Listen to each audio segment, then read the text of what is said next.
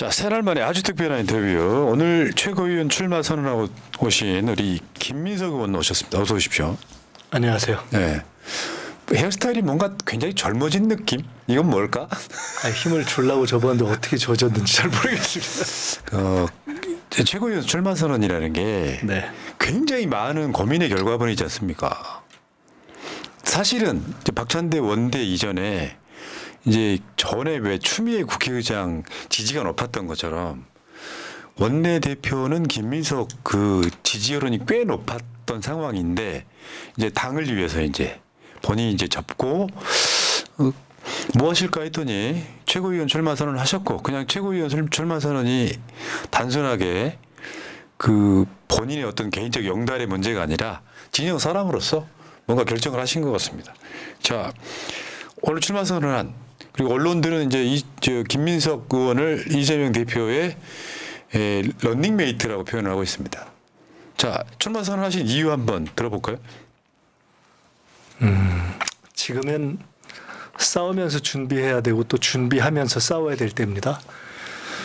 조금 전에 막 우리 이호 작가님 가셨지만 정권 정식을 위해서 싸워야 되고 또 그러면서 집권 준비를 해야 됩니다. 또 달리 생각하면 집권 준비를 철저하게 해야만 정권 정식도 할 수 있다고 생각합니다.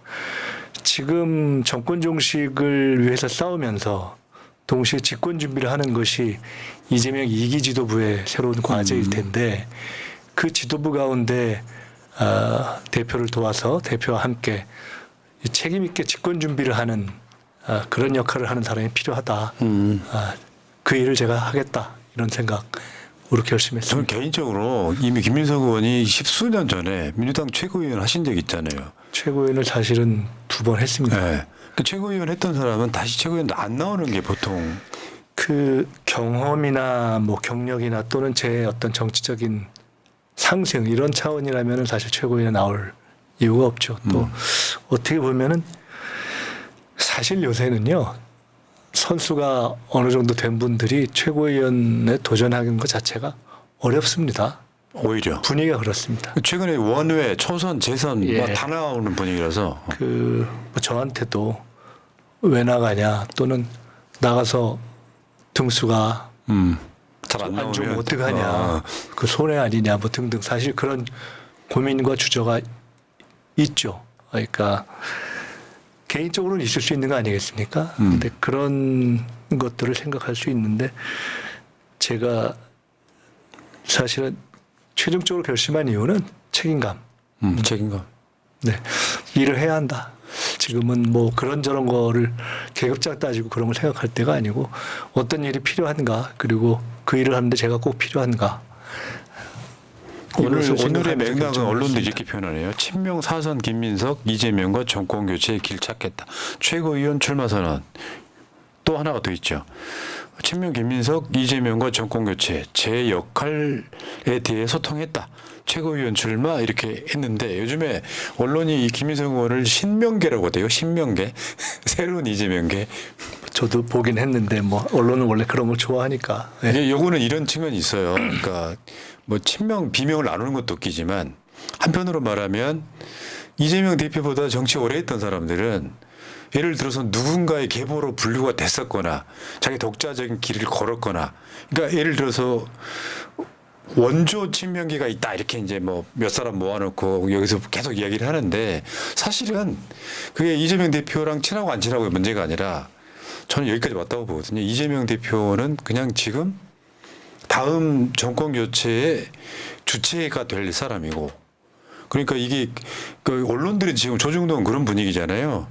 뭐 저 이재명 대표한테 다 뭐 최고위원 출마한 사람들이 줄 서 있다고 하지만 그럼 누구한테 줄을 섭니까? 반대로 말하면 그런 측면도 있을 수 있고요. 또 한편으로는 이것을 무슨 게 이렇게 보는 것이 언론의 종래의 프레임인데 사실은 이재명 대표께서도 그렇고 저도 그렇고 지금까지 이런 통상적인 의미의 계파 정치나 이런 걸 해온 사람이 아니거든요.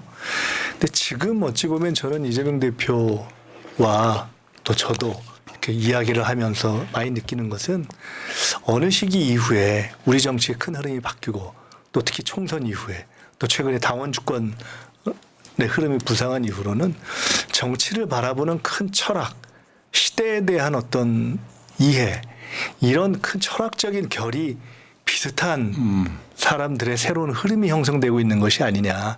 이것을 전통적인 의미의 친소관계 이런 것으로 구분하는 무슨 개 하는 것이 좀 의미가 없다. 저는 예. 사실은 어느 시기 이후에 이번 총선 과정을 거치면서 정치 내에 큰 틀에서 새로운 철학적 흐름의 어떤 공감에 따라서 정치를 하는 그런 흐름이 형성되고 있다고 봅니다. 예, 저는 기억에 남는 두 장면이 있습니다.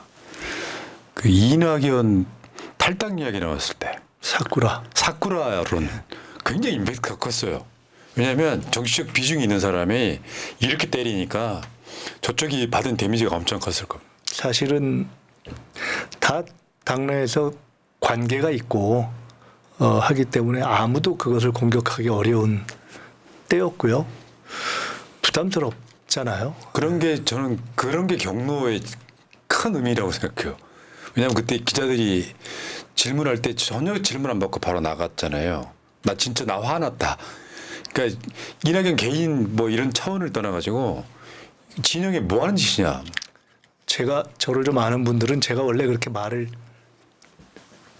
그런 사람 아니죠. 살벌하게 하는 사람이 아니지 않습니까? 아. 이렇게 당에서 일을 맡아서 할 때도 그렇고. 근데 꼭 필요할 때 그 표현 외에는 쓸 수 없는 사실은 체포동의안 가결됐을 때 그때 직후에 통상 제가 의총을 하면은 주로 후반부에 나가서 정리를 주로 하는 편인데 그날은 첫 발언으로 나가서 이거는 협잡이다라고 하면서 그때 원내 지도부를 교체하는 흐름을 잡은 적이 있는데요.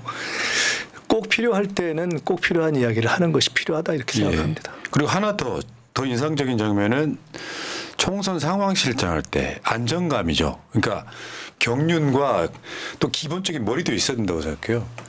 그러니까 국회가 자기 지역구 인책면도 있지만 이제 이재명 대표는 전국을 도는 이제 유세를 하는 쪽이고 상황실장의 어떤 그 적절한 대응들이 굉장히 빛이 났던 장면도 있었고. 뭐 제가 뭐 특별히 잘해서 그런 것은 아니지만은 이런 점은 있는 것 같습니다. 제가 맡기 시작했던 시점이 우리 공천이 거의 마무리되고 그 공천에 대해서 제도 언론이나 국민의힘 측에서 뭐 굉장히 비난을 할 때 그러면서 그 공천의 결과가 우리에게 안 좋은 결과로 나올 거라고 할 때 저는 본질이 그것이 혁신 공천이고 국민의힘의 공천이 오히려 한동훈의 시스템 공천이라는 이름을 위한 한동훈 사천이다 이렇게 역공을 시작했던 기억이 납니다.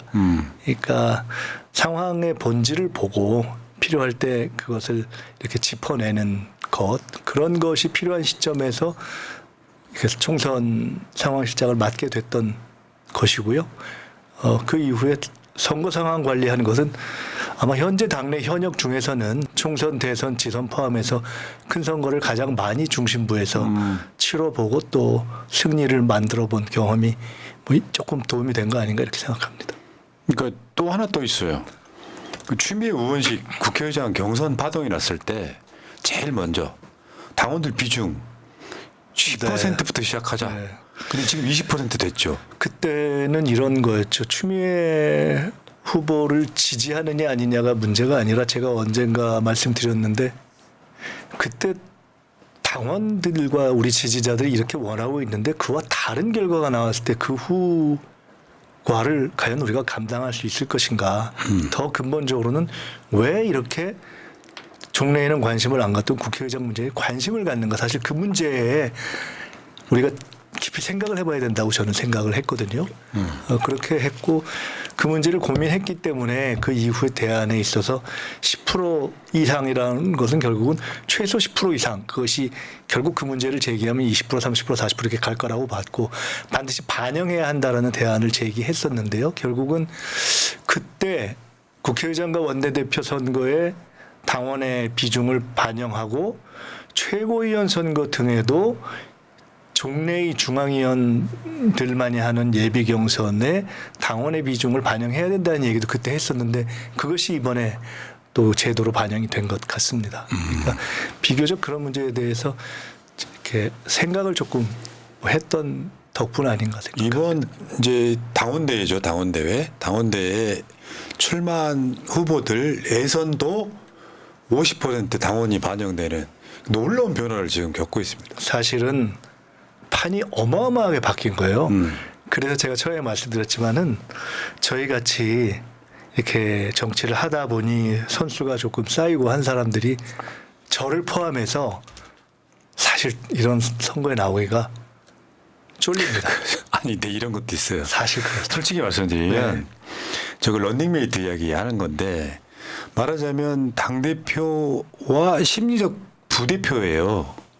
미국의 대통령과 부통령이 있는 것처럼. 그러니까 저거는 내가 봤을 때 기정사실인 것 같긴 해요. 그러니까 이재명 대표를 최근에 제가 보는 것 중에 하나가 정청래 최고 이야기를 잠깐만 해볼게요. 그러니까 색깔은 둘이 다르지만 이재명 대표 뭐 체포 동의안부터 시작해서 요소마다 수석 최고가 끌어주는 것들이 있었거든요. 그 분위기 잡아주는 거.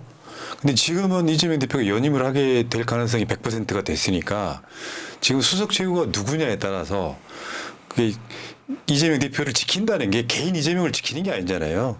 그러니까 민주당으로의 정권 교체를 위해서 확실한 한 사람을 우리가 지켜내겠다는 건 이재명을 지키는 건 민주당을 지키는 거잖아요. 근데 그렇다 보니까 저 런닝메이트 얘기가 기자들 사이에 계속 나왔던 얘기 아닙니까? 제가 말씀드릴 건 아닌 것 같고요. 근데 이제 선거의 결과, 당락이나 순위는 당원이나 국민들께서 결정하는 것이기 때문에 저는 이제 그것보다는 어떤 일을 할 것인가에만 생각을 집중해야 되는데 다만 최근에 당의 방향이나 또는 제가 해야 될 역할 이런 것에 대해서는 이재명 대표님과 충분히 소통하고 있는 것은 맞고 그런데 저는 어쨌든 사실상 우리의 가장 강력한 대통령 후보인 이재명 대표가 다시 대표를 맡아서 이제 끌고 가야 하는 2기 지도부에 있어서 최고위원이라는 것은 사실은 뭐 다 동일하죠. 다 동일한데 그렇지만 그중에서 우리가 정권 종식을 위해서 싸워나가는 어떤 방향과 속도를 이렇게 챙기고 그리고 싸우면서 함께 준비해야 되는 집권 준비를 챙기는 이런 일을 할 사람이 분명히 그 역할이 있긴 해야 한다 이렇게 생각합니다. 예. 근데 오늘 보니까 3대 과제를 발표하셨더라고요. 네. 자, 한번 볼게요. 첫 번째가 당원 권한 확대를 교육 확대, 경선 확대로 확장하겠다. 이게 지금 아까 말씀했던 금액락과 연장선상에 있는 거죠.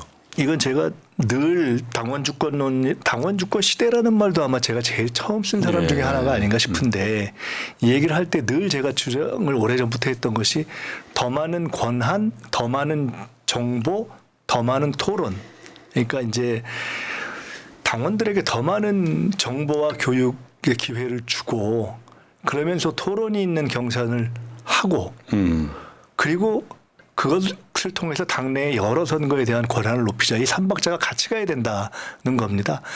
당원 주권 논의가 있을 때 일각에서는 권한만 높이면 되냐 이런 얘기를 하는데 당연히 그건 안 맞죠. 우리는 대규모의 수기민주주의라는 새로운 실험을 향해서 가고 있기 때문에 당원의 권한을 높이면서 동시에 교육도 더 확대하고 그리고 경선도 실질적으로 확대해야 된다는 것을 말씀드린 겁니다. 자, 그다음에 갈등 조정의 사회 협약 원리와 국내의 경험에 근거한 각종 정책 협약을 추진해 다원화 시대의 문제 해결 역량을 업그레이드 시키겠다. 이거는 수권 여당 되겠다는 얘기 다른 표현이네요. 기자들이 이런 얘기를 많이 합니다. 또 일각에서 아니 당원 주권으로 당원만 강화되면 그러면 정치가 잘 되냐? 국민이 있지 않냐, 집권할 수 있냐, 국정을 잘할 수 있냐, 맞는 얘기입니다. 근데 여기 두 가지 얘기를 말씀드리고 싶습니다. 첫째는 당원이 강해야 더 국민과의 교감도 높아집니다. 당원이 약하다고 해서 국민과의 교감이 높아지는 것은 아니기 때문에 우리는 당원을 강화하면서 국민과의 그렇죠. 교감을 높여야 되는 것이 맞다는 생각이고요.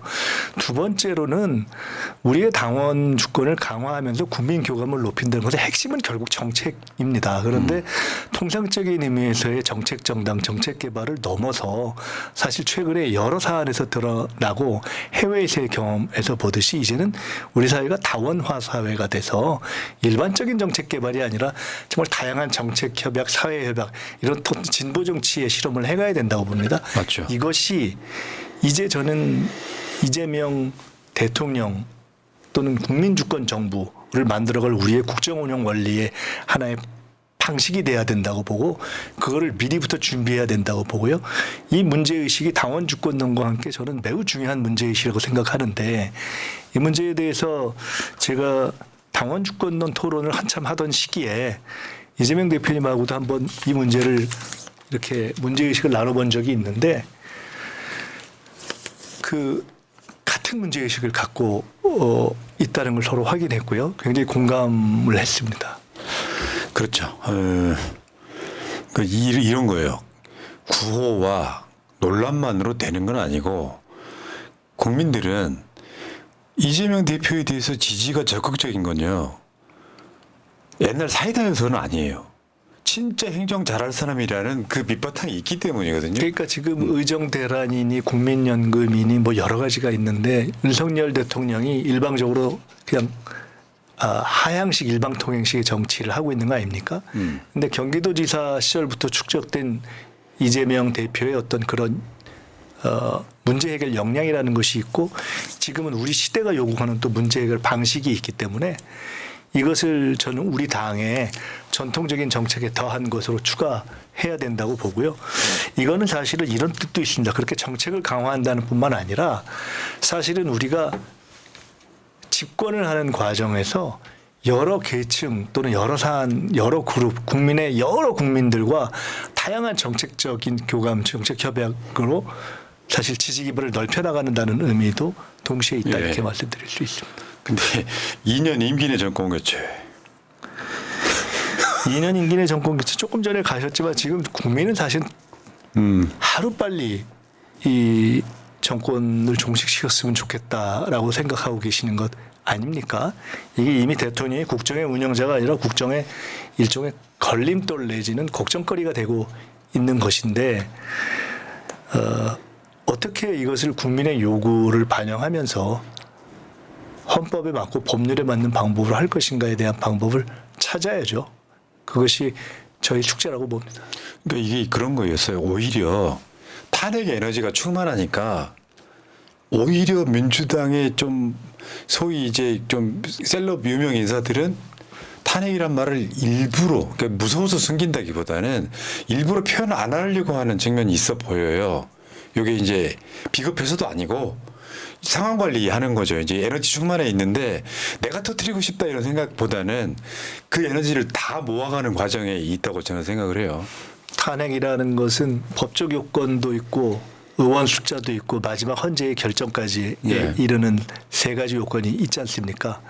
그것을 위한 어떤 근거의 축적도 있고 동시에 탄핵 외에 지금 일각에서 이야기하는 임기단축 개헌이라든가 또는 정말 문제가 있을 때 또 다른 여러 가지 방식이 존재하지 않습니까? 그런데 뭐 결국 본질은 이 사실상의 집권 운영, 이 국정 운영 능력을 상실한 대통령을 더 이상 감내하기 어렵다는 어떤 국민의 이 한계, 이것들을 어떻게 반영해서 국민의 뜻을 반영할 것인가, 그것이 이제 결국 숙제 아니겠습니까? 그 방법을 찾아야죠. 그 예전 같으면 임기가 3년이나 남은 대통령한테 탄핵 이야기 나오면 그 자체로 조중동의 논란을 만들어요.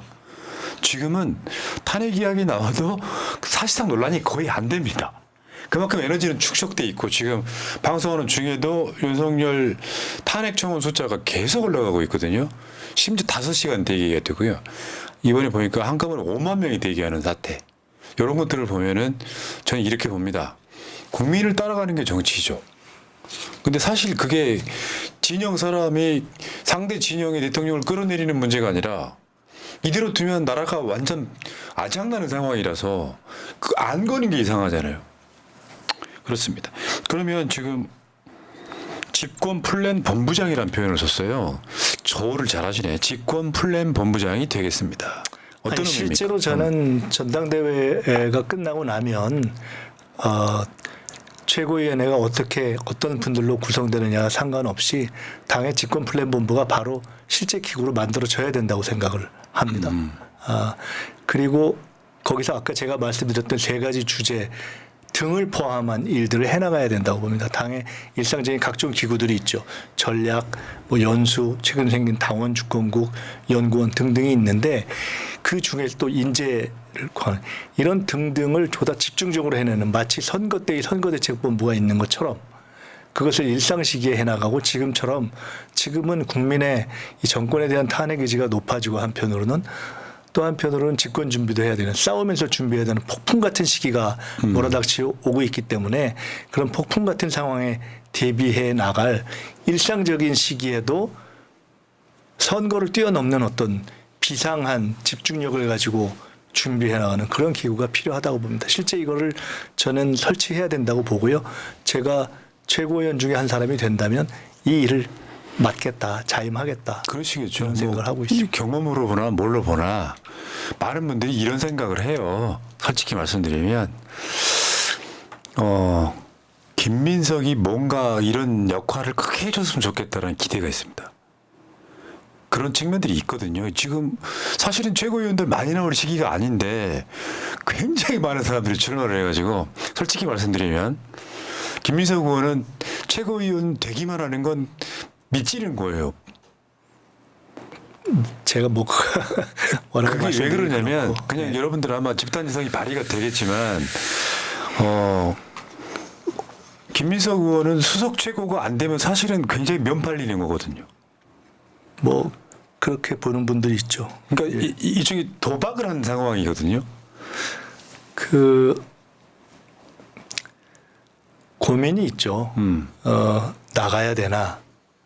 나가면 결과는 어떨까? 결과가 그것이 뭐 당락일 수도 있고 순위일 수도 있을 때 결과가 별로면 어떡하나? 그리고 결과가 나온다고 해도 그 다음에 해야 할 일이 과연 쉬운가? 이 모든 여러 가지 고민과 이런 것이 있죠. 그래서 말씀처럼 최고위원 사실은 제가 오늘 설문을 했는데요. 오늘 이전까지 제가 기자들한테 단 한 명한테도 나 최고위원을 나간다거나 고민하고 있다는 얘기를 한 적이 없습니다. 단 한 번도. 근데 이렇게 거론되고 그러면서 사실은 주말쯤 생각을 했는데 최종 결심을 주말쯤 하자 생각을 했는데 일단 국민의힘 전당대회가 사실은 저게 말이 안 되는 거거든요. 네. 막장 드라마거든요. 근데 마치 국민의힘 전당대회는 여러 사람 나오니까 뭐 근사한 거고 우리는 대표가 한 명 나오니까 뭐 문제가 있는 것처럼 이야기를 하거나 또는 우리 전당대회에 나오는 이 최고위원 후보들이 이재명 대표와의 관계만 그야말로 마케팅한다라는 식의 언론 프레임을 보면서 이건 저는 문제가 있다고 생각했습니다. 그래서 제가 그냥 시기를 확 앞당기면서 어제 저 개인적으로는 전격적으로 결심을 하고 출마 선언문을 쓴 겁니다. 그동안 생각했던 내용들을 담아서 이것은 우리 당의 현재의 과제, 전당대회 방향 이런 것들을 제 생각을 좀 명확하게 할 필요가 있다. 그래서 그거를 결심하는 순간에 아까 말씀드렸듯이 이 출마를 앞두고 쫄리는 거, 그다음에 결과를 앞두고 고심하는 거 이런 거는 싹 잊기로 했습니다. 그냥 최선을 다해서 뛰고 당원과 국민을 믿고 할 일을 하겠습니다.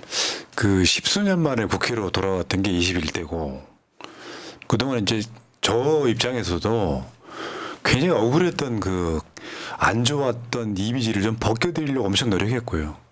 전 개인적으로 노사모 출신으로 되게 미안했던 그런 정치인이었거든요. 근데 그게 이제 벗겨지고 21대 때 보니까 뭐 국회 보건복지위원장, 민주당 정책위 의장, 최근에는 총선 상황실장들을 보면서 굉장히 많은 사람들이 저한테 그런 얘기를 해요. 역시 김민석이다. 그러니까 뭔가 상황 판단이나 뭔가 대응하는 거에 있어서 진짜 프로가 여기 있구나. 그래서 많은 분들이 그런 얘기 합니다. 수석돼서 이재명 대표 지켜줘라. 단지 지키는 것이 아니라 오늘 출마 선언문에는 정권 교체의 어떤 그 구호로서만이 아니라 실제로 차곡차곡 준비하겠다 이런 의미가 담겨 있는 것 같고요. 근데 지금 22대 국회가 개원하고 나니까 전국은 만만치는 않은 것 같아요. 실제로 존재하는 세력이기 때문에 앞으로 22대 국회는 어떤 방향으로 흘러갈까요? 엄청난 폭풍의 시간으로 들어가는 거죠. 네. 누구도 예측할 수 없는.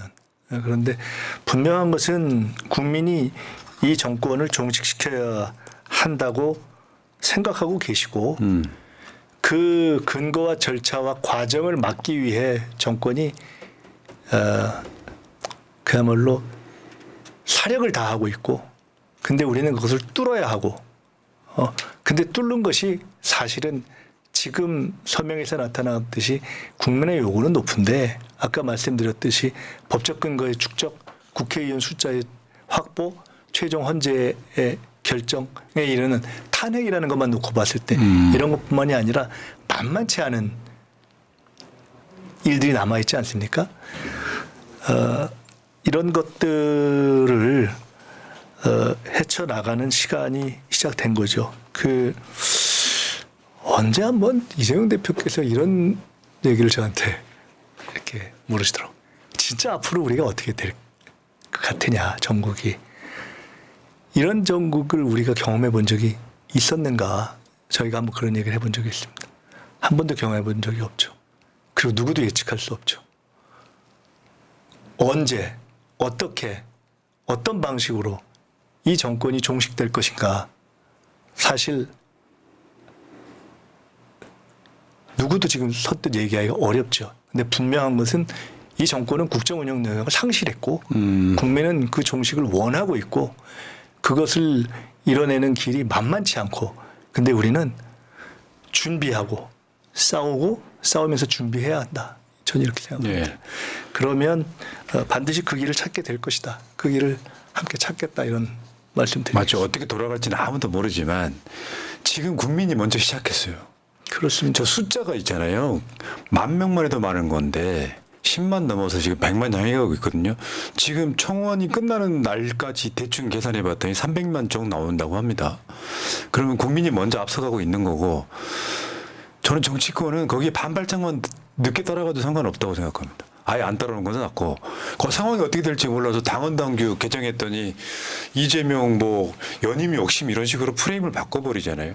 민주당은 미리 하나씩 준비하고 있는 거라고 보고 자, 그 과정에 굉장히 많은 분들이 최고위원 출마를 선언하고 계시는데 그 중에서 이제 제가 표현하면 되게 막 부끄러워하시는데 넌니메이트란 말은 정치권에서 그냥 회자되고 있습니다. 대표 부대표 이런 개념으로 김민석이 최소한 바로 옆에서 이재명 대표를 지켜야 되지 않겠냐라고 하는 당원들의 뜻은 이미 지금 분위기는 있는 것 같고요. 그런 면에서 이제는 진짜로 진영에서 이제 인정받으시는 느낌이에요. 솔직히 좀 마음에 좀 안도가 되기도 하고 그렇습니다.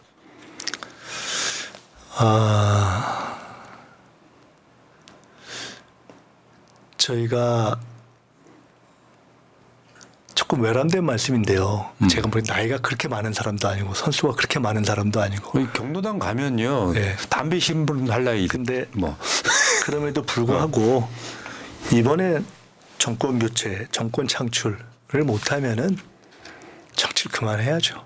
그 모든 것을 그렇죠. 어떻게 보면 다 걸고 그 책임감으로 사실은 개인적인 여러 가지 고려 사항을 뒤로 하고 뛰어들었기 때문에 제 가진 역량을 다 쏟아붓겠습니다. 지난 총선 때도 사실은 상황실장을 맡을 때 저희 지역구가 만만치 않은데 대표께서 상황실장을 맡으러 갈 때 제가 문 닫고 들어가겠습니다. 그랬는데 그래서 사실은 문 닫고 아슬아슬하게 들어왔는데요.